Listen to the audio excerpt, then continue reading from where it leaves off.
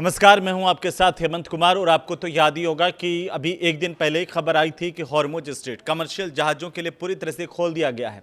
लेकिन आज जो खबर आ रही है और ये वीडियो इसी वजह से बनाना पड़ रहा है, वो भारत के लिए अच्छी नहीं कही जा सकती है, क्योंकि हॉर्मुज स्ट्रेट से जो भारत के जहाज गुजर रहे थे उन पर फायरिंग की खबर है। कहा यह जा रहा है कि जो ईरानी गनबोट्स हैं उन्होंने चेतावनी भी नहीं दी, सीधे फायर कर दिए और इसी वजह से यहाँ पर भारतीय जहाज को वापस से लौटना पड़ा है। इसके मायने ज़रा समझने की ज़रूरत है कि ऐसा क्यों हुआ है। क्या ये एक भूल से हो गया, किसी गलती की वजह से हो गया, या जानबूझकर इसी तरह से भारत के जहाज पर एक्शन किया गया है? क्योंकि जो जानकारी अभी आ रही है उसके मुताबिक ये है कि हॉर्मुज स्ट्रेट से जो भारत का जहाज है वो गुजरने की कोशिश कर रहा था। ये कमर्शियल जहाज था, व्यापारिक जहाज जिसे कहते हैं।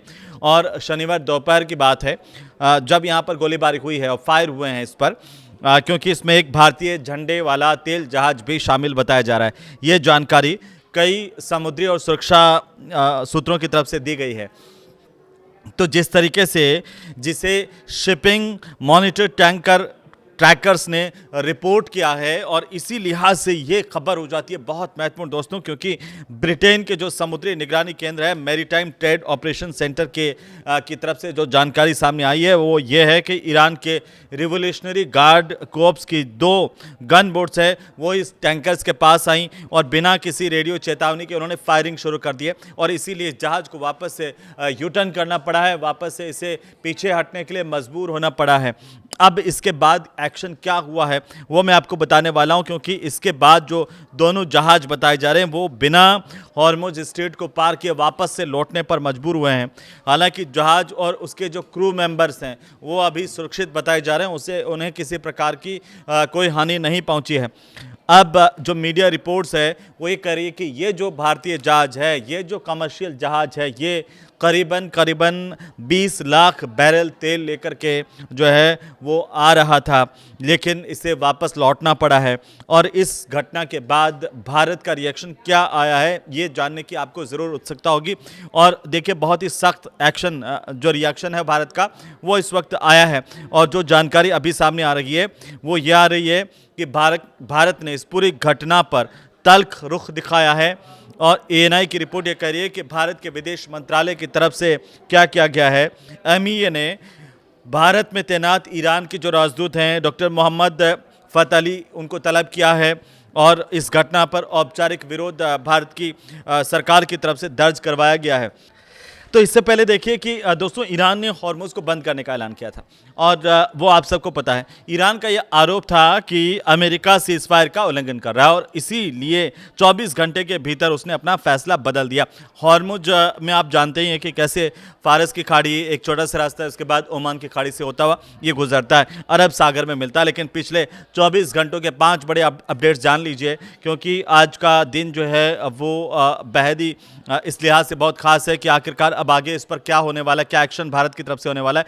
तो देखिए कि ये पूरा का पूरा जो सिनेरियो है इसमें आप समझिए कि दोबारा से बातचीत के संकेत मिल रहे हैं। और पिछले 24 घंटे की बड़ी अपडेट ये करी है कि अमेरिका और ईरान की टीमें सोमवार को फिर से पाकिस्तान के इस्लामाबाद में बातचीत शुरू कर सकती हैं। हालांकि दोनों पक्षों की तरफ से अभी तक इसकी कोई आधिकारिक तौर पर पुष्टि नहीं हुई है, लेकिन हॉर्मुज स्ट्रेट एक बार फिर से बंद होने की बात सामने आ रही है। ईरान ने इस हॉर्मुज स्ट्रेट को बंद कर दिया है और इसीलिए हाथ से कोई भी जहाज अब इस रास्ते से अभी नहीं गुजर रहा है। तो ये थोड़ी सी चिंता की बात है पूरी दुनिया के लिए, वैश्विक समुदाय के लिए। और आपको हम बता दें कि ये आरोप ईरान की तरफ से लगाया गया कि जो सीज़फायर की शर्तें थी उनका उल्लंघन कहीं ना कहीं अमेरिका की तरफ से किया गया है। और अमेरिका इस सीज़फायर का समझौता जो है उस पर ठीक तरीके से उनका पालन नहीं कर रहा है, उन समझौते का। अब अमेरिका की तरफ से जो अपने पास रिज़र्व तेल था उसमें से कंपनियों को दिया गया, ये जानकारी सामने आ रही है। 2.6 करोड़ बैरल तेल जो है वो अमेरिका ने निकाला है। और ये कहाँ गया है? अमेरिका ने इमरजेंसी ऑयल का जो अपना स्टॉक है उसमें से करीब 2.6 करोड़ बैरल्स जो तेल है वो निकाल करके 9 ऐसी कंपनियां उनको दिया है। इसके पीछे की मंशा ये बताई जा रही है कि कहीं तेल संकट के चलते दाम नहीं बढ़ जाए या वैश्विक समुदाय में इसे लेकर के कोई परेशानी खड़ी नहीं हो जाए, इस वजह से ये किया गया है। लेकिन तीसरी तरफ अगर हम देखते हैं तो अमेरिका की जो नाकाबंदी है वो चल रही है, वो जारी है, क्योंकि ट्रंप ने ये कहा कि ईरान के साथ समझौते में अब कोई बड़ी अड़चन नहीं बची। हालांकि डील पूरी होने तक नौसेना की जो नाकाबंदी है वो रहेगी, ऐसा अमेरिका का बयान है। लेकिन घर वापसी पर क्या हो रहा है, क्योंकि घर वापसी पर देखिए इजराइल और लेबनान के बीच में सीज फायर लागू होने के बाद लेबनान में अब हजारों लोग अपने घरों की तरफ लौटने लगे हैं। ये तो हो गई भाई जो इस पूरे सिनेरियो को लेकर के जो सबसे बड़ी अपडेट है। लेकिन ईरान को लेकर के ट्रंप के 7 बड़े दावे हैं, वो आपको चौंका सकते हैं। और पहला दावा क्या है उसमें, उस पर भी हम नजर डाल लेते हैं, क्योंकि ईरान ने हॉर्मुज स्ट्रेट को खोलने और कभी बंद ना करने पर सहमति दे दी है। ऐसा कौन कर रहा है? ऐसा कह रहा है अमेरिका। हो क्या रहा है, इसका उलट हो रहा है। उधर ईरान ने हॉर्मुज को बंद करने की बात ही कर दी है कि हॉर्मुज अब पूरी तरह से बंद हो गया, क्योंकि अमेरिका शर्तें ठीक तरीके से पालन नहीं कर रहा है जो समझौता हुआ है उसकी। दूसरी बात जो दावा किया अमेरिका की तरफ से, ट्रंप की तरफ से, वो यह है कि ईरान के जितने बंदरगाह हैं वहां पर अमेरिकी जो नौसैनिक नाकाबंदी अभी जारी रहने वाली है, और जब तक दोनों देशों के बीच में पूरा समझौता नहीं हो जाता। देखिए इस्लामाबाद में एक बार फिर से बातचीत की शुरुआत होने की बात कही जा रही है, लेकिन जब तक पूरा समझौता नहीं हो जाता है तब तक यहां पर ईरान के बंदरगाहों पर अमेरिका की जो नौसैनिक बेड़े हैं वो रहेंगे। ऐसी बातचीत ट्रंप की तरफ से की गई, इस तरह का बयान आया है। और तीसरी सबसे बड़ी बात जो कही गई है 7 दावों में, वो यह है कि ईरान के साथ रविवार से जब बातचीत आगे बढ़ेगी और स्थायी सीज फायर की दिशा में काम होगा, यह अमेरिका कह रहा है। और चौथी बड़ी बात है कि ईरान अमेरिका की मदद से समुद्र में बिछाई गई माइन जो है वो अब हटा रहा है।